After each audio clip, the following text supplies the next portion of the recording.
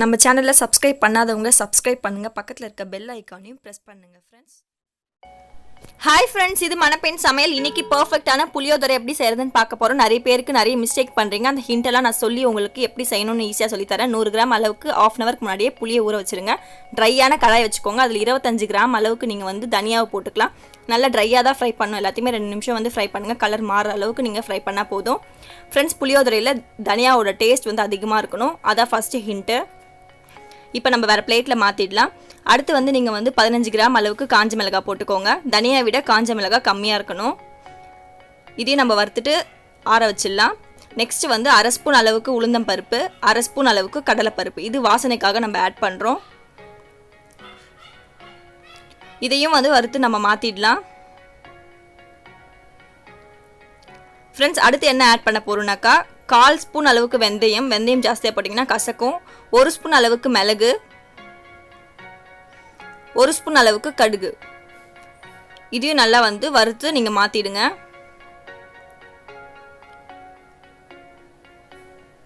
Friends, இப்போ நல்லா இதை ஆற வச்சுட்டு அதுக்கப்புறமேட்டு நீங்கள் பவுடர் பண்ணிங்கன்னா செம்ம டேஸ்டியாக இருக்கும். இதுக்கு கூட ஒன்றே ஒன்று ஹிண்ட்டாக நீங்கள் ஜாயின் பண்ணிக்கோங்க.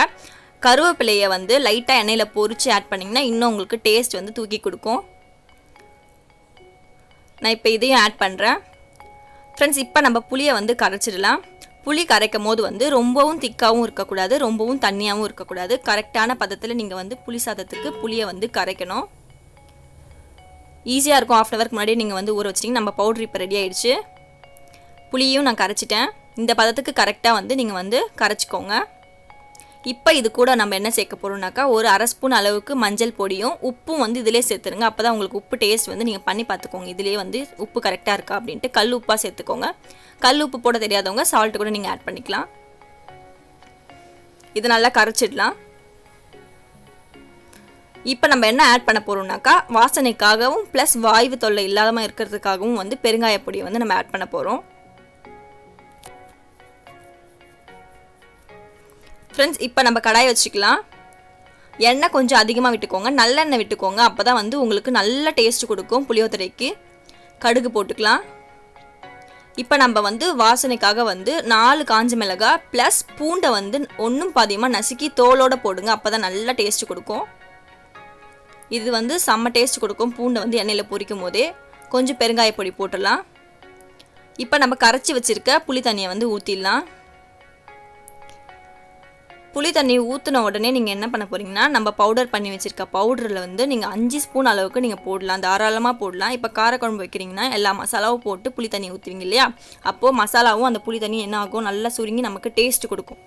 அதே மாதிரி தான் புளியோதரைக்கும் இந்த புளியும் அந்த மசாலாவும் சேர்ந்து நல்லா டேஸ்ட் கொடுக்கும். இந்த அளவுக்கு சுருங்கி இருக்க பாருங்கள். ஒரு 1/2 மணி நேரம் நல்லா சுண்டுச்சு. ஃப்ரெண்ட்ஸ், இந்த டயத்தில் 1 ஸ்பூன் அளவுக்கு நம்மளோட மசாலாவை கடைசியாக கொஞ்சமாக போட்டுட்டு கலக்கி விட்டுட்டு நீங்கள் அடுப்பை ஆஃப் பண்ணிவிடுங்க. ஆஃப் பண்ணிட்ட பிறகு நம்ம இதை எப்படி சாப்பாடில் கிளறதுன்னு நான் சொல்கிறேன். ஃப்ரெண்ட்ஸ், சாப்பாடு வடிக்கும் போது உப்பு போட்டு வடிச்சுக்கோங்க. இப்போ நான் என்ன சேர்க்குறேன்னாக்கா கடலைப்பருப்பையும் கருவேப்பிலையும் நல்லா எண்ணெயில் வறுத்து நான் சேர்க்குறேன். ஃபஸ்ட்டு உப்பு ஆனால் செக் பண்ணிக்கோங்க. உங்கள் புளிக்குழம்புல அதிகமாக உப்பு இருந்துச்சுன்னா சாப்பாடில் உப்பு போட வேண்டாம். அடுத்து வறுத்து வச்சுருக்க வேர்க்கடலை போடுறேன். நல்லா ஆற வச்சுக்கோங்க. அப்போ தான் நீங்கள் கிளறும் போது சாப்பாடு உடையாது. இப்போ நம்மளோட புளி பேஸ்ட்டை போட்டுக்கலாம். எவ்வளோ அழகாக செம்மையாக இருக்குது பாருங்கள் அந்த புளி பேஸ்ட்டு. போட்டுட்டு நல்லா கிளறிடலாம். ஃப்ரெண்ட்ஸ், இதை மட்டும் நீங்கள் கரெக்டாக ப்ரொசீஜர் எல்லாத்தையும் ஃபாலோ பண்ணுங்கள். கண்டிப்பாக புளி தண்ணியை நீங்கள் 1/2 மணி நேரம் கொதிக்க வைக்கணும். நல்லா சுண்டி பேஸ்ட் ஆகணும். அது பேஸ்ட் ஆகணும், அதாவது நல்லா பேஸ்ட் ஆகணும் கடாயில்.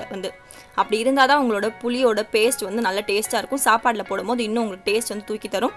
இதை நீங்கள் 1 வாரம் கூட நீங்கள் ஸ்டோர் பண்ணி ஃப்ரிட்ஜில் வச்சு நீங்கள் யூஸ் பண்ணிக்கலாம். எண்ணெய் நம்ம அதிகமாக விட்டுருக்கிறதுனால சீக்கிரமாக கெடாது.